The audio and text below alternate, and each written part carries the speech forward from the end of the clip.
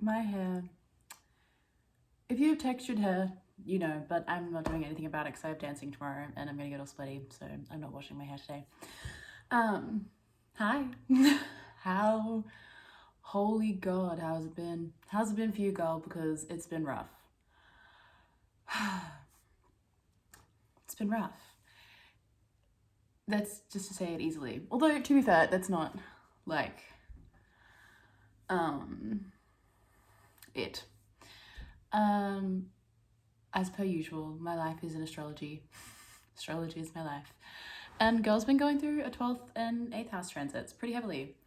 If you know anything about anything, which I'm just gonna say aloud, anyone that comes to this channel, anyone that watches me, bare minimum, you have to have respect for astrology. That's my attention. If you don't, this is your cue to fuck off. You don't need to understand it. You don't need to know much about it, but you need to know that I'm gonna talk about it. So respect at the bare minimum. And if not, you have your free will, so bye. But yeah, it's Leo season, which, like, I think for many people it's like a good time, and it typically is a good time for me as well. However, I set a pretty intense intention that I am reaping the rewards for, but doesn't mean it's been an easy time. If you know anything about it, when I mention the words 8th house and 12th house, they're scary houses. And I don't think I don't want to go down like a whole of this like being like a how-to guide, because I don't think it is, but I do want to talk about it because I am really happy with how I'm going through it and how much I've been able to actually gain from the awareness that I've had going through it. Does that make sense? It's essentially, I'm a person, we carry history, and we carry feelings and emotions and experiences that have like the power to either hold things within us and then that shapes our lives or change us or whatever. And essentially when I say 8th house, 12th house, those are two of like the areas of life that get to like the deeper parts of us, that where these experiences lie, where these feelings lie, where these patterns that seem to rule our personalities or our life choices, they usually are held and stem from experience in the 8th and 12th house. 8th house is more of that attachment kind of stuff. Like it's, I don't know how to condensedly say it, but how I think of it is it's holds the emotional experience of in your life that really root themselves into you. For better or worse, they transform you. They change the trajectory of your life. They change like the intensity of your attachment to things and like the way you associate like meaning and what you like really allow yourself to be defined by. If that makes sense. I'd like other people can tell you deeper things. It's not really like, I'm not going to be an expert on it, but yeah, it's that kind of intense area of life. And then 12th house is where you kind of find yourself undoing. It's all the things that you never really put too much consideration of, but if you like if life actually pushes you to have to consider certain things or go through certain experiences, they're usually transforming in a way that's different to 8th house. It's not necessarily like taking something that's pre-existing and reworking it and like you have this moment of growth. It's like it can often be these experiences of maybe something that's been in your life for however long, unconsciously or consciously, and that finally coming to an end, and the transformation that you go through is a complete letting go of self. Not necessarily like letting go and gaining something new, but it's a complete clean slate. And this is also where like a lot of like past life stuff can be, or it can just be stuff that you've shoved so far out of your consciousness that you just don't want to address it. That's the kind of stuff that I've been going through for the past like 8 weeks. And a lot of it is, yes, like in tandem with the astrology of what's going on. I'm going to talk a lot about, I feel the urge to talk a lot about the Saturn and Chiron and Aries kind of thing that's been going on for the past year. is Saturn in Aries at the moment? I think it's like the mid. It's been happening for the past like year-ish. Maybe it's like just over halfway through its cycle, just under. No, it's really just under. I don't know. I don't actually know. I haven't looked at a map in a while. But I've been going through a lot of grief, which I feel is a little bit more Saturn in its lessons. And then I've been going through a lot of shame, which is a lot of Chiron. And that's the one that I've been picking up a lot in other people, which is really interesting. And it's probably the one that's been the more profound one. And that's, I guess, like it links to like that 8th house thing. It's like, it's been the more profound change where I'm seeing something existing and it's transforming and staying on. Whereas like the grief has just been a lot of letting go. It has been transformative in its own way. But it's also the thing that has like brought up the biggest shadow of self-avoidance. That old chestnut. So like the past 6 to 8 weeks have been like a medley of avoiding myself, possibly to the most intense degree that I have.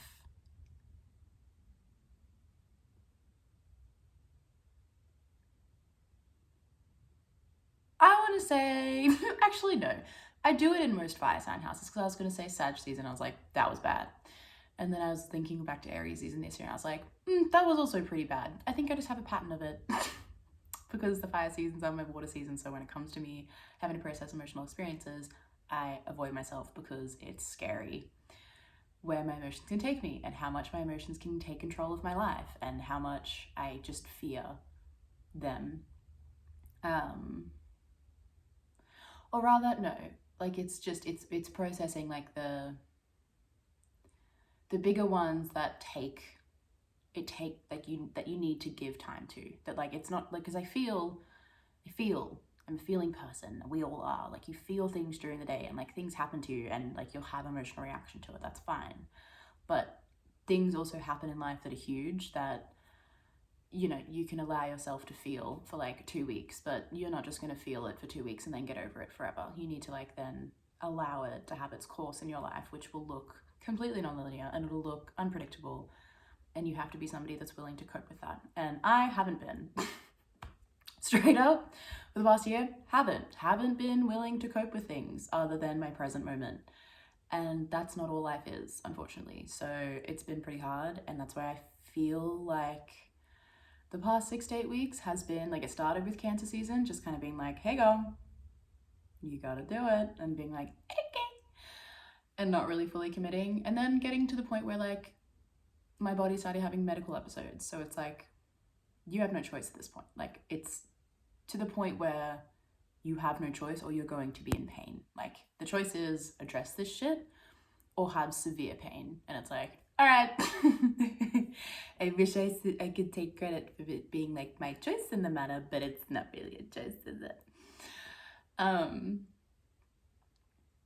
Also just want to say that there's a difference between chronic pain and what I'm experiencing, I think. And I just say that to not like gaslight people with chronic pain and chronic health issues. Like, I'm not going to claim to know your struggle because I'm not a part of it. So, I don't know.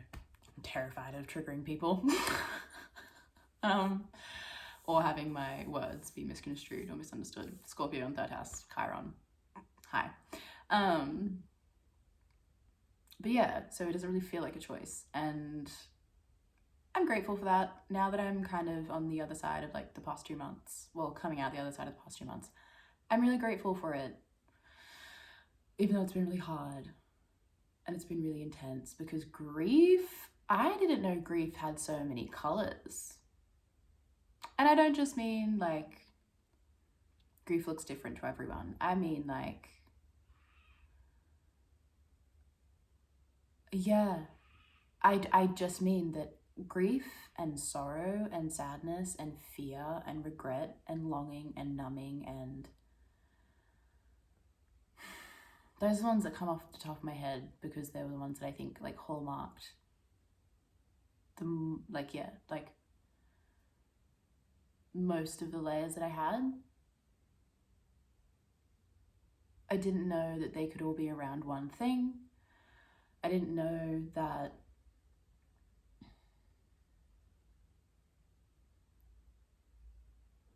like each thing would feel so different and so the same. And how grief would also feel so selfish at sometimes. And yeah, it's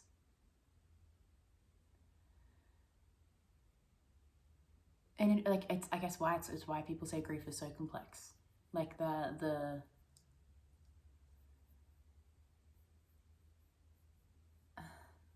yeah, just like the never-endingness of it is kind of confronting. And there's been kind of an air of like despondence that's come around with grief, because with other stuff that I've been processing, like the alchemy of it all is like feeling it going through the wave, and then like feeling some sense of like transmutation, feeling some sense of like, oh, okay, like I understand. And then with grief, there's just like nothing. Well, there's not nothing, that's like kind of minimizing, but it's endless. And that's like a new challenge of like commitment and also exhaustion. And I guess like why I say it's like selfish is because even though you can be grieving something that you love so much, I've also experienced this like resentment to the commitment of the process and just wanting to be done with it. And that's like really conflicting when you love something and you're attached to it, and you can also at the same time feel such hatred to the commitment of the love that you have for that thing, because it's like taking up your time and it's taking up your heart space and it's taking up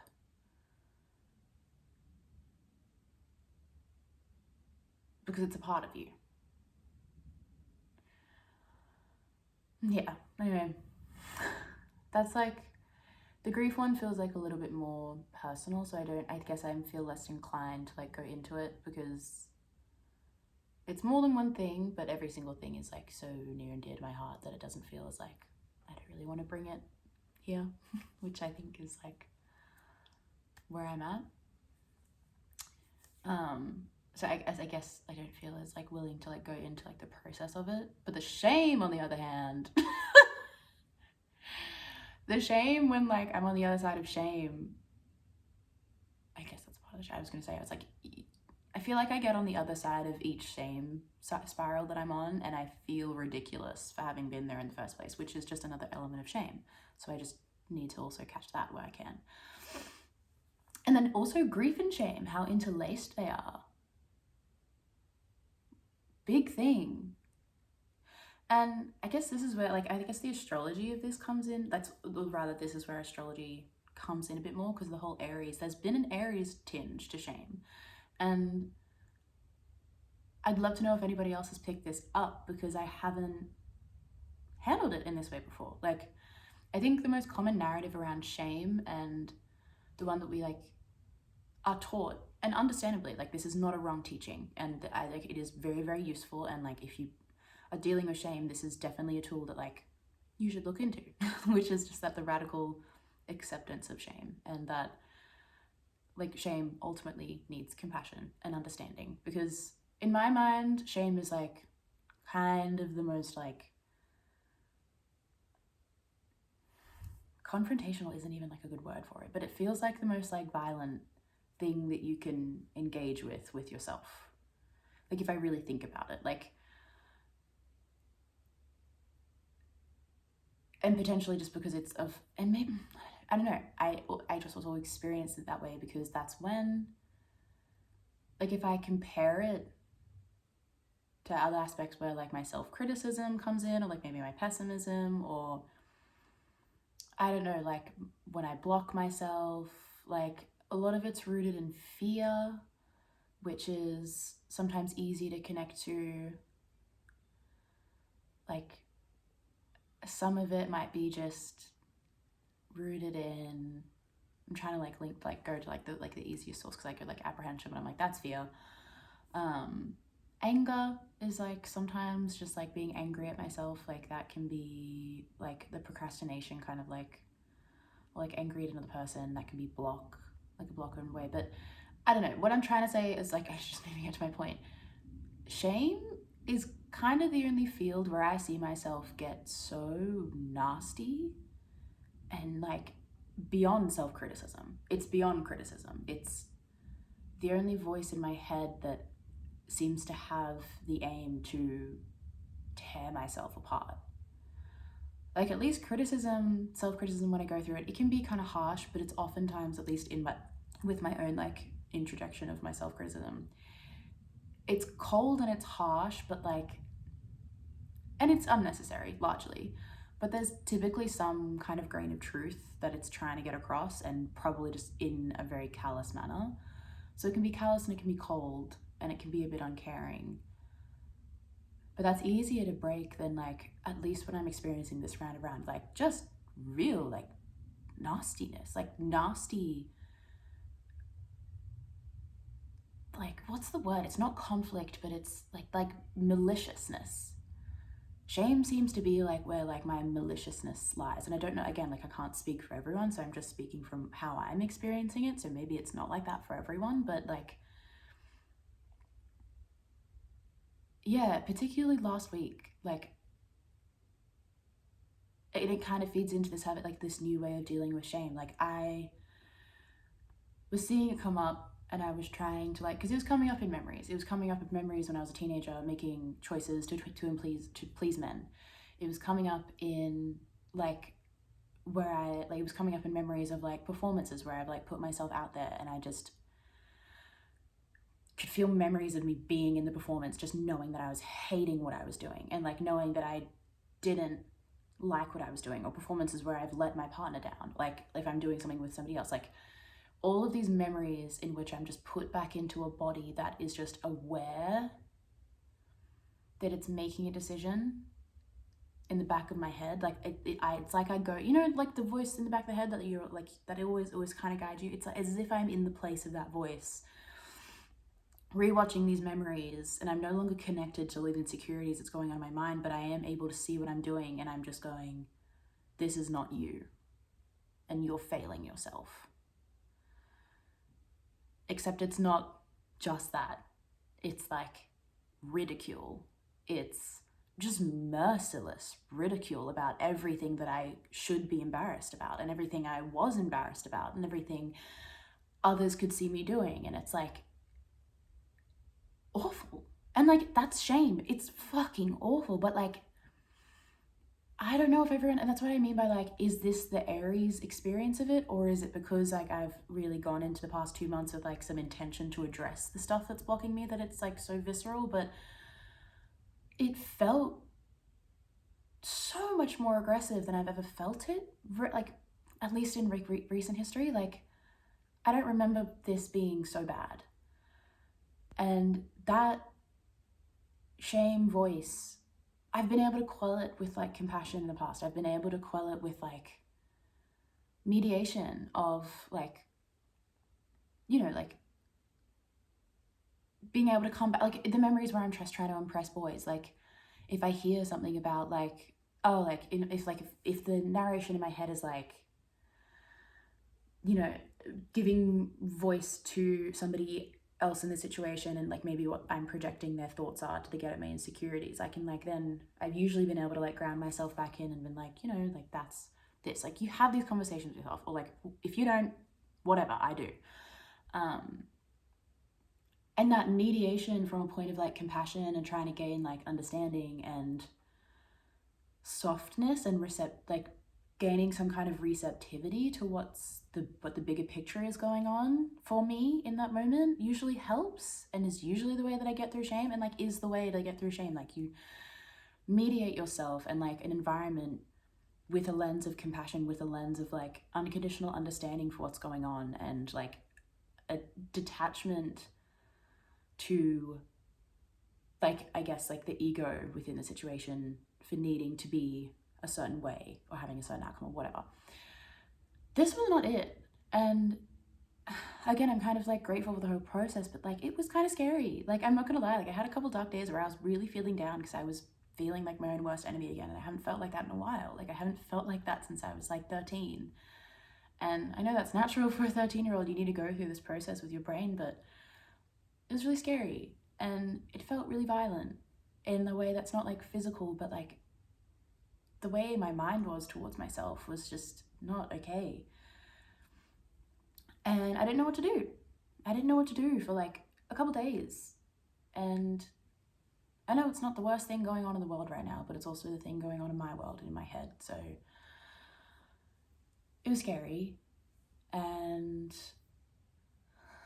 it took me quite a while to like try to understand how I can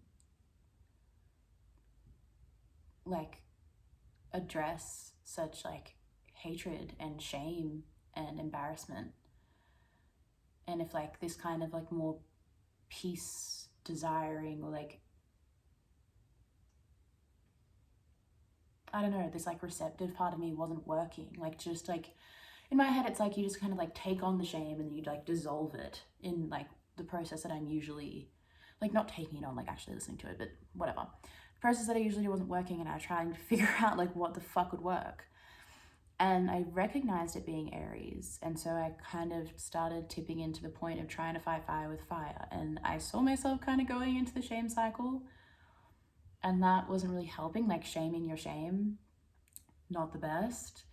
But it did make me understand that like I can protect myself from an attack. And that is like a new thing in my head. And I know it's not new, like broad spectrum across the board, but I guess protection has been a bit of a foreign thing for me in my life. And that was a really depressing realization to go through, that like I'm not used to receiving protection. I'm not used to thinking that me protecting myself is going to do anything. I'm not aware of what like protection that isn't a counterattack looks like. Like, I wasn't aware of how to address my shame without shaming it right back. Like, defense, or just like, you know what I mean? Like, protection has been something that has come into my head a lot more and in a deeper way than I ever really remember it, that I can recall. Again, it's hard speaking in like defined ways about like your psyche, because I feel like, at least for me, it changes, and I'm not really good at remembering things all the time. So for me, it feels really foreign, and spiraled me into more grief, because when you kind of have that realization, it's depressing that you don't know how to model protection because it's never been modeled to you. Fuck me, right? Like, oh my god. Like, that's sad.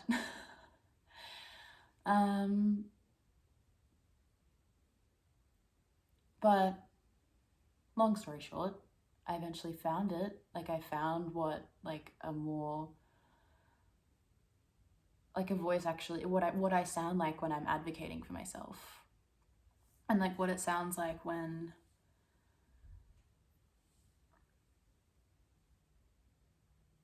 I'm actually able to empathize with part of myself that, yes, one part finds and sees insecurity and embarrassment, and finding a voice that can see all of that, accept all of that, and still stand up for it and defend it. And I'm gonna cry right now because of how like this part of it has been like a part of like a grief process in and of itself. Like, the discovering this like protective part of me had like introduced like a whole other grief cycle of just like, why haven't I felt this way before? Why haven't I felt protection by something? Like, why have I learned that yes, life will attack you, and you just have to find a way to cope with it, and you just have to find a way through it, because nothing you do will change that. So just learn to cope. Just learn to like front whatever comes to you and deal with it. That's been a whole like the grief cycle in and of itself. But like I learned through this to like find like my own inner warrior, which is like that Aries archetype, which is again like why I'm grateful for astrology. If you need me to like shout and scream, another reason with astrology is that if I found myself here, like I don't know how I would navigate through this. I don't know how I would feel these feelings and like know what to look for to like get out of this, or like not get out of this but get through it, and where to go and what to turn to. And it's like having a cheat code that doesn't fully like get you out of the lesson, but it helps you.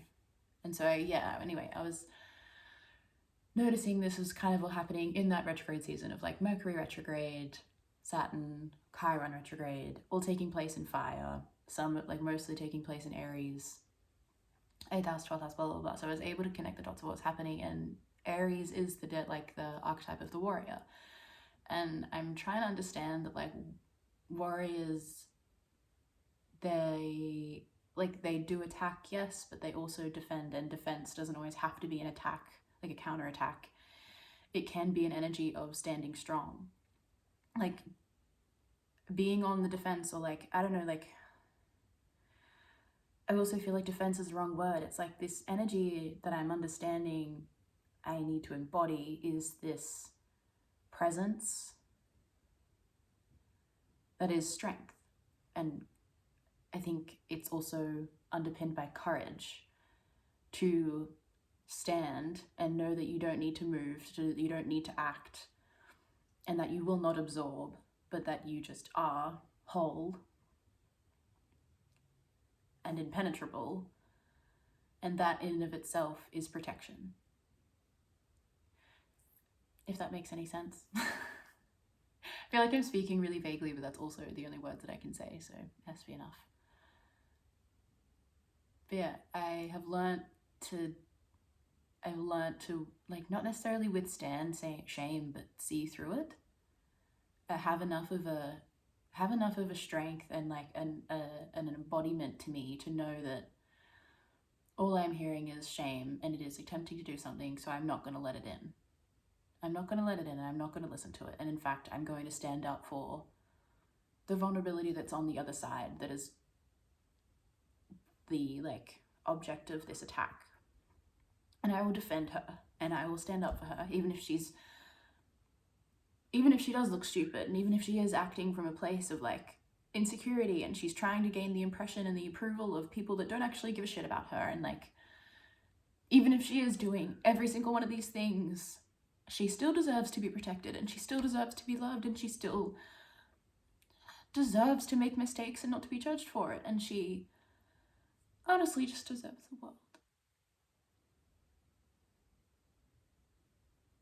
And if the new development of this like part of myself can be the thing that like gets her that, like not the world, but I just mean that like can get her peace, to get me peace, that I'm feel really moved by, and I feel really thankful for the past 2 months and what it's looked like, because it hasn't looked easy. Like holy shit, if you're either about to go through an 8th house, like 12th house, maybe even 4th house. I haven't gone through 4th house in a while. My last 4th house was marked. Sag season was just marked by self-avoidance and avoiding grief in practically every single form you could think, for our own reasons. I think, I don't know, 4th house again, like I can see myself going through 4th house transits, and I have a better grasp of things. But oh my god, if you're about to enter 8th house, 12th house, I would recommend a fascia ball. Ow. Because that kind of stuff is, I mean, all emotions are stored in the body, but if you're someone that struggles with avoidance, like self-avoidance like me, And if you don't want your body to start manifesting some fucked things to have to start looking at, get a fascia ball, go into your hips, look at your birth chart, look at what sign predominantly rules your 12th house, 8th house, look at what body part that is, go into it with fascia ball. For me, 8th house is 8th house by nature is hips, but it's also Scorpio is hips, but mine 8th house is in Aries, which is head, which is one of the things I couldn't really go into my head with a fascia ball, but my 12th house is Leo, so I could go in my back, and there is so much fear stored in my back. There is so much fear, and that led to a lot of grief because fear is often what's held me back from going after things, and there's grief there from not getting to live. And hips, girl. When I say that I was going through my hip and I could process an emotion, because if you kind of bypass the narrative and you just need to like release an emotion, it takes about like 2 minutes. I would be at one point like this, I would move maybe like a centimeter or 2 to the left or right, whole new experience, whole new emotion, whole new thing.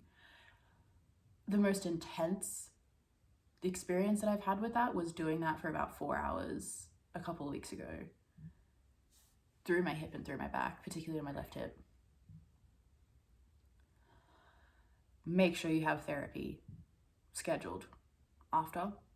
And it's not as if something's going to go bad, but you just need to talk about that shit. You even just need to talk about the experience and how you saw yourself go through that experience. Because I found myself like, this stuff, your body, like your psyche rather, doesn't want this shit coming out. I was hearing myself like a cartoon scared cat. You know when you see videos of like cats and like being like, or like feral wounded animals on the street, and they're like yowls and there's hisses, because if they're wounded, they're protecting themselves. They're so vicious and they're so like aggressive, but then their body language is so wounded. Like I was that, you can see in some, like, I don't know, just sometimes even trying to rationalize the kinds of feelings that you have, like the kinds of grief that I felt. I didn't even know where to start forming the narrative. I had no idea what on earth that level of grief could even be connected to in my waking life. And trying to integrate that and accept that, therapy. Thankfully, my therapist is like, I love her and we get each other, and she's someone that I can talk to about like emotions being a somewhat spiritual like experience, and like past life stuff coming in, and like karma, and you know, like things that aren't necessarily yours. Like if you're someone that takes on collective narratives and collective stories and collective grief, and you know, how to like create boundaries around that and everything. Like thankfully that's a space that I can talk into that, and like really helps. But that's something that I think I would just advise in and of itself, is like, if you're going through this stuff consciously, oh girl, at the very least have some good friends that can support you right now. Even if you're not going through 8th house, 12th house, even if just this like Saturn and Aries stuff like really fucked you up in the retrograde, because like I think all of it just being in retrograde energy was pushing everyone to go internal, and then I just had the added layer of like internal houses being like kind of the narratives that were shaping my life. Holy shit. Holy shit. It's intense. But again, like I also, again, this isn't like a guide. I'm just kind of talking about what I've been going through because it's important, and maybe somebody's going through something similar. And I just want to be able to like speak to how it feels to be like somewhat on the other side, or like seeing, not on the other side, but like I feel like I've just been at the bottom of the ocean and I'm a diver, and I'm finally able to like start surfacing, and but it's still that process of like having to surface really slowly because you don't want to get nitrogen poisoning. You know how they have to let themselves up really slowly so they don't get something that goes into their veins and die when they surface? They have to, I don't know, I'm not a diver, it's just a metaphor. You get what I mean though. I am really proud of myself for committing to the process. I'm really grateful for astrology and having like things like that to be able to guide me. I'm grateful for my therapist. I'm grateful for my bodywork practitioners. I'm grateful for my friends who can understand and like hear me when I'm going through these things, and like the friends of mine that like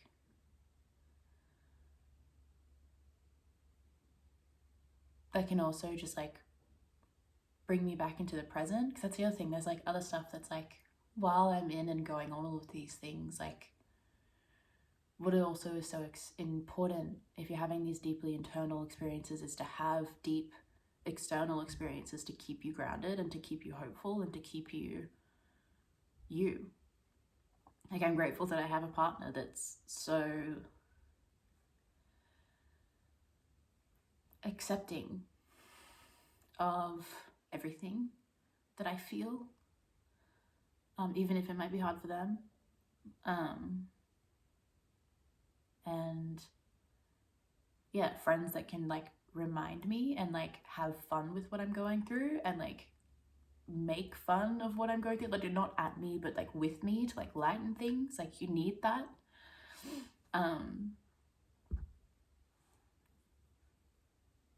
Because yeah, there's so much intensity that's wrapped up in it all. I'm so thankful that I know how to write so I can like journal and get this shit out of my head. Like, I am holy shit, like, girl, it got so bad that I was looking to the artist way. And that's not a shade on the artist way. It's like, but if you've done it or if you have it in your life, like, it's this like saving grace, holy grail. When you're like despondent and lost, you're like, what do I do? Especially for creatives, like, you know, creative block. And it came in at such a good time because the first chapter like kind of directly confronts shame. Like, I found it like kind of, I had like quite a few weeks of grief, and then like maybe in the past 2 weeks, I want to say shame has really come at the forefront. And that's when I like saw it again, and I was like, you. And I just bought this like cute little like bookmarks. I went to a Winterfest, whatever it's called, whatever. I went to this like medieval thing, and I bought a little bookmark, and I was like, what am I gonna use it for? And I was just like, tried to use it for another book, didn't really like it. And then I was wait, and I like did the little like, I'm gonna do this, sign the paper again, cool, like wrote out thing because my book's already been signed. Hey, too many times. I've made the commitment to do the artist way probably upwards of 10 times. How many times have I actually done it? Yeah. But I feel like that's like a common experience. But yeah, anyway, it was really good. I guess the other thing that's like, I'm kind of in the more like reflective, like post experience with what I'm sharing at the moment, and like saying what's important and finding gratitude for the process, the coming up, the surfacing. Really grateful for my friends, for myself, for journaling, for astrology, like for life in general, but then also like just like the little tools that have kind of synchronistically that come into my life, like Artist Way, like came in first chapter. It's regaining a sense of safety, and it directly confronts the fact that like shame and embarrassment is the first block that we all experience when we're like young artists, like blooming artists, like whether that's from people from our work being seen by other people a little bit too early, or by people who don't really understand, or by family members who don't really understand, or by ourselves when we're just experimenting and we don't know what to do with experimentation. And for me at least, and I guess just for what I was going through, it spoke to shame so strongly and so directly, and I was so grateful that I listened to that inkling to kind of watch into it and like listen into it. And admittedly, I've kind of fallen off it, but maybe it was just one of those things I needed to read at that time. I'm grateful for this bitch. Oh, fashionable. Bodywork. Fashionable. Girl, get on it. kinesiology. Bitch could probably say it 6 different ways and I still wouldn't know which one's right. If you've never tried it, if you have an interest in it, maybe this is your sign to go do it. Because, oh my God, yes. And probably like the biggest tool of all that I was really surprised by and has me considering whether or not I want to give money to Jeff Bezos or not, which is like, the summer I turned pretty. Going through grief and shame last weekend, I was like, just like looking up, because like it's everywhere at the moment. You know what I mean? You know what I mean? Season 3 is coming out. It's everywhere. I watched this, like, I subscribed to Demon Trash. I don't know if it's a Demon Channel or Demon Trash, but these 2 girls, and they watch, like, it's a reaction channel. They watch shows, they watch movies, and I love their reactions. They give very Cancer Capricorn energy. I don't think either of them are a Cancer or a Capricorn, but for me, Papa Trash gives Capricorn, potentially Capricorn rising, and Baby Demon gives Cancer vibes, or maybe some Scorpio, but I don't know, whatever, not the point. The point is, yeah, I watched like one episode of, like, maybe the first episode of This Summer I Turned Pretty, and they're so funny when they watch it because it's a very visceral show, like it gets people to react. And then I went back and watched season 1 and season 2, and I think because I had done that, YouTube recommended me season 1 and season 2 because they released it on their YouTube channel. So I watched that. Holy shit. It's like entering an arena for, like, hey, you think you've confronted and healed, like, shame and grief wounds? Watch this. You're watching, like, a 16-year-old girl make 16-year-old girl decisions, and I was just doing that with myself. And I mean, if you listen to the discourse online, people think the show is messy, and rightfully so. It's not. But oh my God, it's a 16-year-old girl, and it's 16-year-old girls and 16-year-old boys and 17-year-old boys and 18. It's everyone being a human being so stupid and irrational and, like, led by their feelings and in the chaos and, like, in the intensity and, like, fucking up and, like, being secretive and whatever, and, like, everyone's doing stupid shit. Even the mums being, like, you know, like, avoidant of their own shit and not sorting out things because it's hard, or, like, mums being way too fucking critical because they're seeing their teenage daughter live their life and being like, oh my God, no, you're just gonna end up like me. The forever thing about a mum and a daughter. Like, sons wanting to live up to their fathers, like, all of these, like, really gross things that are human and that are things that we all go through, and things that, if you have that subjective experience, they're moments in your own life that you can look back on and find within yourself that voice that goes, I should have done better. I shouldn't have done that. If I hadn't done that, my life would be this way. If I hadn't acted like this, blah, blah, blah.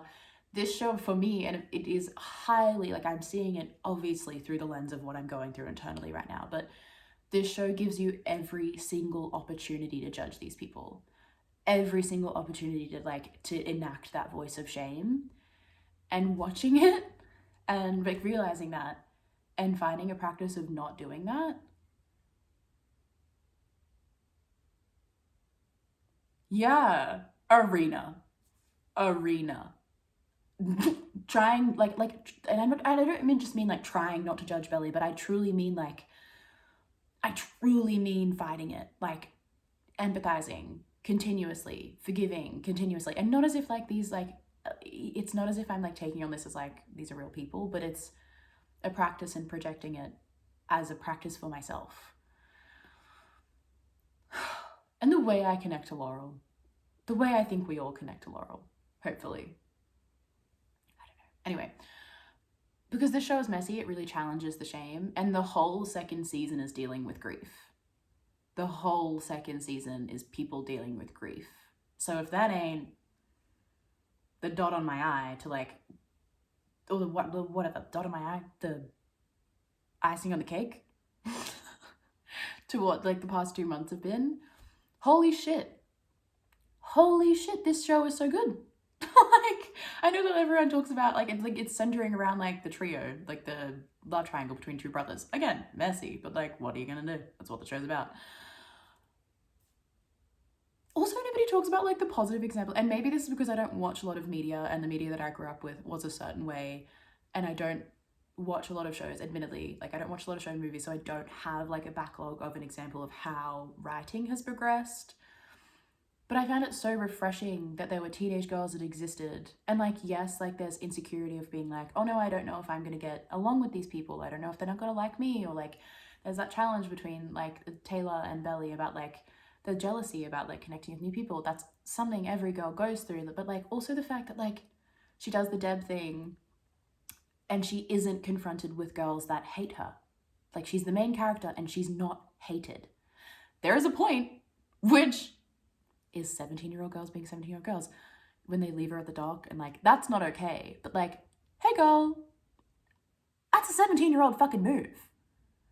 Is it okay? No. Should people do that? No. But like, oh my god, is that a 17-year-old girl's reaction to finding out that like the person she's been crushing on a lot might have a crush on the girl that she's trying to teach to be like blah blah, the girl who's also been like no blah blah, and like whatever. It's messy, but that's the only time like teenage girl volatility is shown, and it's not justified, but it's understandable. It's not for nothing. It's not just hating her because she's the main character and she has personality and like she's competitive. It's like, I'm so glad that that isn't the central theme of the show. It's like maybe something Taylor goes through, and I think it's important to show that because I think it's something that we go through. I think every person, not just girls, I think everyone goes through that moment of jealousy if you have someone and they meet like growth, what it looks like when people are going through growth.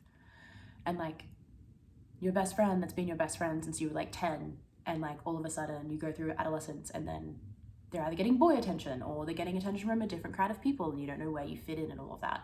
That's a really relatable experience. So I think it's important that it was shown there, but oh my god, I just felt so good that there was positive female relationships in this show. Holy shit, it's 47 minutes. This just turned into a summer turn pretty rant. Oh well, I don't care. I'm really grateful for the show. But yeah, I'm grateful for it. Again, I guess just being a tool of reflection where I could really practice what I've been healing the past 2 months. Also just the relationship around Susanna and Laurel, like that there is just like positive, like adult female relationship. Yes, thank you. I want to see that. I'm interested in that. Oh my god, yes, thank you. As like the demon trash ladies, they were like, I'm interested in what's going on with the moms. Yes. Yeah, me too. Me too, babe. But unfortunately, one of them dies. Fuck. Anyway, I think I'm kind of done talking now, but yeah, I just want to check in and offer what I can, which is, it's been fucked. You know, especially if you've been leaning into the internalization of the past 2 months, like internalization or like internal prompt for the past like 2 months, like how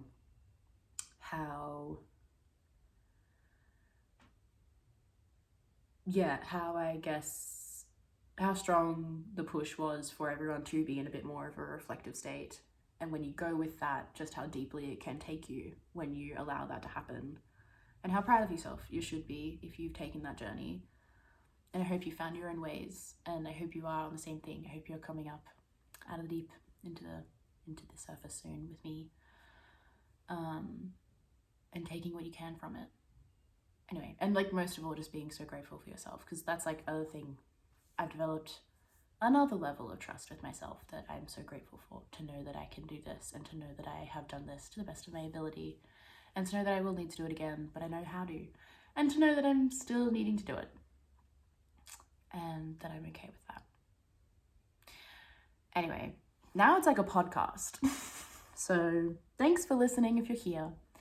I'd love to know like what your reflections have been. If you think like, yeah, I'm interested also to know, because I never know fully, I just know what I'm going through. And I was able to like understand that like there is a bit of an Aries influence, but I also wonder if other people have like experienced it that way. If you had like a similar like reckoning with it, with that like developing that kind of like warrior protection. Yeah. I hope you're going good. Have a great day. I'm done. Bye.